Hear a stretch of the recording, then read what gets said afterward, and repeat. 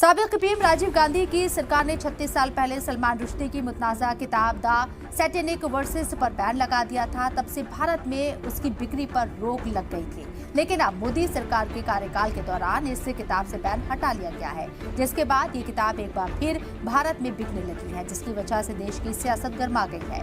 मुस्लिम समाज के लोग पीएम मोदी से इस किताब पर बैन लगाने की मांग कर रहे हैं। ऑल इंडिया उलेमा बोर्ड की जनरल सेक्रेटरी अल्लामा बुनाई हसनी ने कहा है कि बहुत अफसोस की बात है कि जो किताब समाज में अमन शांति को भंग करती है, जिसको बहुत पहले भारत सरकार ने बैन कर दिया था, अब उस पर से पाबंदी हटा ली गई है। किसी आदमी ने इस किताब से पाबंदी हटाने के लिए दिल्ली हाई कोर्ट में अपील दी थी और कोर्ट ने उसकी अपील को स्वीकार करने के लिए किताब से पाबंदी हटा दी है।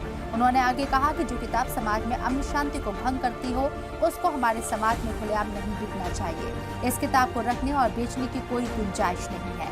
किताब को भारत जैसे अमन और शांति प्रिय देश में बिकने की इजाजत देना बहुत ही अफसोसनाक है। इसलिए हमारी सरकार से अपील है कि इस किताब पर देश में पाबंदी लगा दी जाए।